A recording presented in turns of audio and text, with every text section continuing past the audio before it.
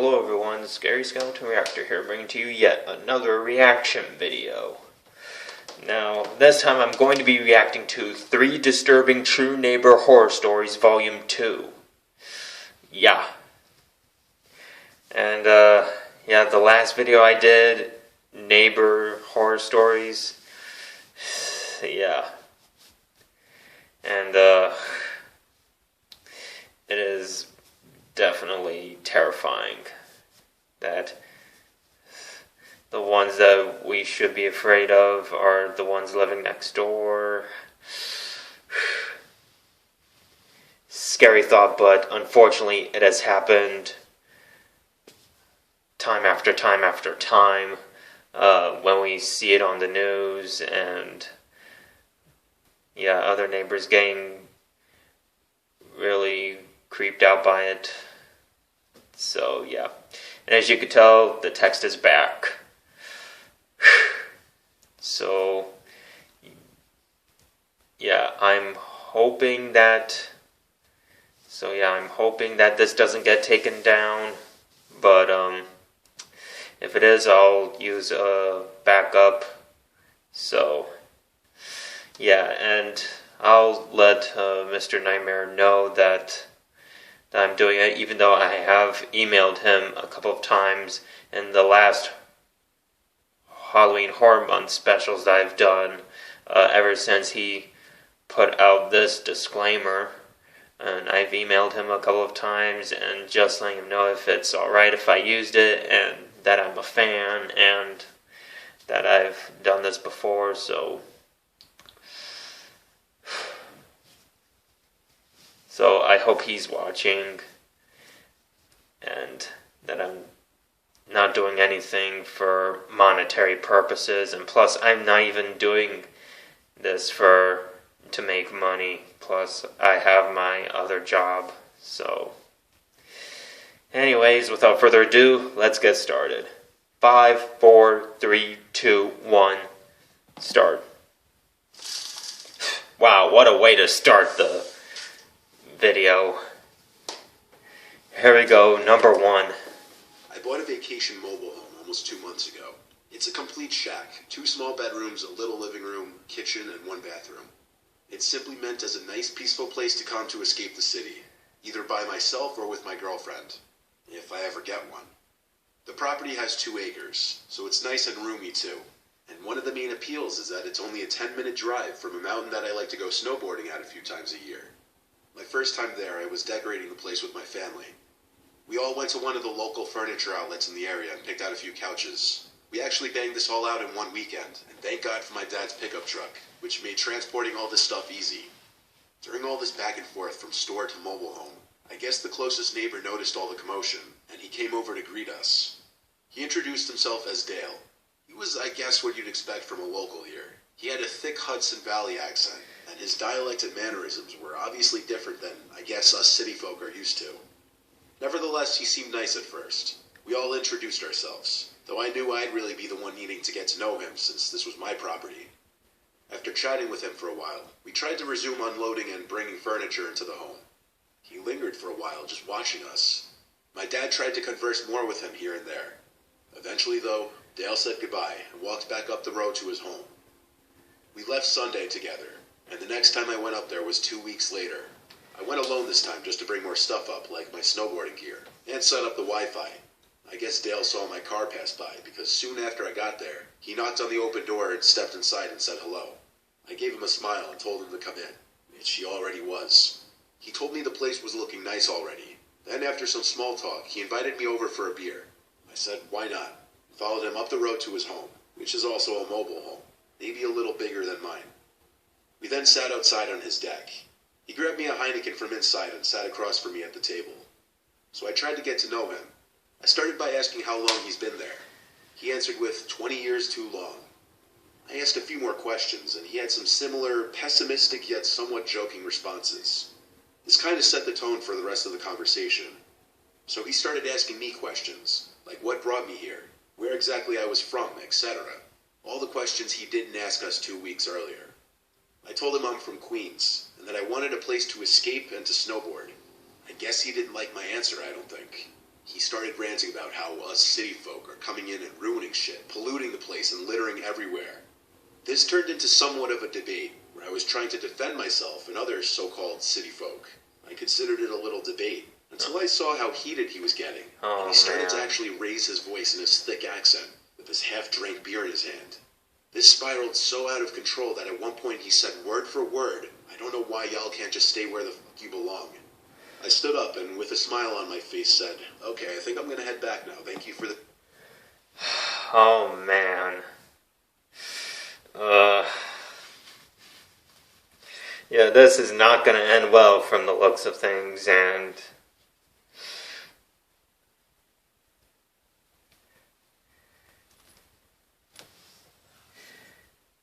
yeah, being from the Midwest, and well, still living in the Midwest, and yeah, those conversations like that make me really uncomfortable, and that is why I prefer to be socially awkward, and yeah, the social anxiety, it kills me, but that's why I don't speak. I don't really converse that much. I don't really speak much, and yeah. Guess you could say the social anxiety that I have is just crippling to a point where I just don't speak at all. So, yeah. Something tells me that this neighbor is going to attack him. Could be. He didn't say anything. Alright, He just looked down at his beer as I walked away. As I was like 100 feet away from his home, he yelled out, "I'm sorry." I looked back at him and gave him a thumbs up. At the same time, I was horrified that that's going to be my neighbor here. Yeah. 20 years alone must have him losing his mind, and maybe he doesn't know how to deal with people anymore. That was the excuse I chalked up for him. But that night, while I was laying on the mattress I had on the floor, watching a movie on my laptop, I heard a voice from outside. It sounded like someone talking to themselves, cursing to themselves. I looked out the window, but I didn't see anyone out there. It was just simply too dark out. The property is big, and it's mostly woods, so you could imagine how freaked out I was hearing a voice out there. The next day, Dale knocked on my door again around midday. I knew it was him because I heard him calling my name. I didn't want to deal with him again. I stayed in my room. He had to have kept knocking for 5 minutes, which in itself was weird. And at one point he said, "I know you're in there, your car is here." That freaked me out. The guy is clearly not normal by my standards. He was already giving an early, weird, obsessive vibe. He finally left. Or did he? I continued on the rest of my day, almost uncomfortable to go outside in fear he was out there nearby watching to see if I was actually home and ignoring him. After dinner, I started watching another movie on the TV through my phone, and for the second night in a row, I heard a voice outside, even over the TV. I had to turn off the TV to look outside. Couldn't see anything, so I went out to the deck and flicked on the deck light. I saw Dale standing about 5 feet into the woods, arms flat at his sides for a second, before he could react to the light, and then he ran into the woods. I went back inside and considered calling 911. I called my dad, and long story short, he said hold off on doing that, because once I call 911 on the neighbor here, it's the day I don't want to show my face here anymore. I tried to just sleep through the night. Tomorrow I'd leave and go home for a month. Within an hour of me laying on the mattress, I heard Dale outside scream in an angry voice, "City piece of shit, I know you're in there. Leave, no one wants you here." Oh, He sounded like he was in a drunken fit of rage, but this was officially the moment I realized my neighbor there is a complete psychopath, and he may be the reason why I got this home at such a good price. I went home the next day, taking my valuables back home with me. I haven't been back there since, but you better believe the next time I go there, it'll be with my whole family. If he keeps it up, cops will be called. At this moment, I'm not really sure what to do, but I'm considering trying to sell this place if this keeps up, because at the moment, I'm actually scared to go up there alone. Oh, man. That is tough. That is a tough pickle. Weird predicament. My family and I used to live in a rough neighborhood when I was 7. Alright, this is number 2. The outside was a total creep and wasn't friendly at all. I don't personally remember much of this story because I was way too young, but my mom remembers it all too well. It was a regular night like any other, which makes this that much scarier. It was just my mom, my two siblings, and I at home. My dad was gone on a business trip, as he would be often. That night, around midnight, someone started knocking on our door. Mom woke up and went to the front door and asked who it was. No one answered. She thought that maybe it was some kids playing ding-dong ditch, so she went back to bed. About 30 minutes later, again, someone starts knocking. She gets up and peers through the side window to see if she can spot anyone out there, but nobody is there. In any other neighborhood, this would just be assumed to be annoying kids doing some night ding-dong ditching, but in this area, you could never assume anything but the worst. My mom started to worry, so she went back to her room and grabbed my dad's shotgun, and then she sat in the living room in the dark, waiting. During all of this, she never woke any of us up, as we were all little kids at the time, and she didn't want to panic us. Again, while she was in the living room now, there was more knocking. She gets up to peer through the window again, expecting to see someone new, but still no one. My mom begins shouting at whoever it is that she's going to call the cops, and that if anyone tries to come in, she would shoot them. This threat, a legitimate threat mind you, apparently worked because that was the last of the knocking. At some time between then and the police showing up, my mom woke us just to be safe in the case that something bad happened. At about 2 in the morning, the police finally show up and do a quick search outside of our house while we waited inside. After their search, they come in and tell my mom that they had found a piece of barbed wire about 4 feet long next to the front door and asked if it belonged to my mom. She said it wasn't hers and asked why. The cop told her it belonged to whoever was knocking on the door, and that they were likely planning on strangling my mom with the barbed wire when she opened the door to see who was knocking. They said that she was very smart to not open the door to see who was there, otherwise it could have cost her her life. The cops said they'd patrol the neighborhood until morning and do a thorough investigation once there was daylight. That morning, as they were searching around the house, they found footprints leading around to the back of the house leading to my bedroom window. They had also found nicks in the window sill where the person was trying to pry open the window to break in, but failed. Oh, no. My mom always suspected it was this one neighbor because on several occasions, she would catch him staring into our house at her through his curtains, and he was incredibly creepy and unfriendly all around. He also would be the first one to know when my dad wasn't home, since he knew what vehicle he drives. Not long after that, we moved out of that neighborhood, thank God. Thank goodness you did. Whew. Man. Oh my goodness.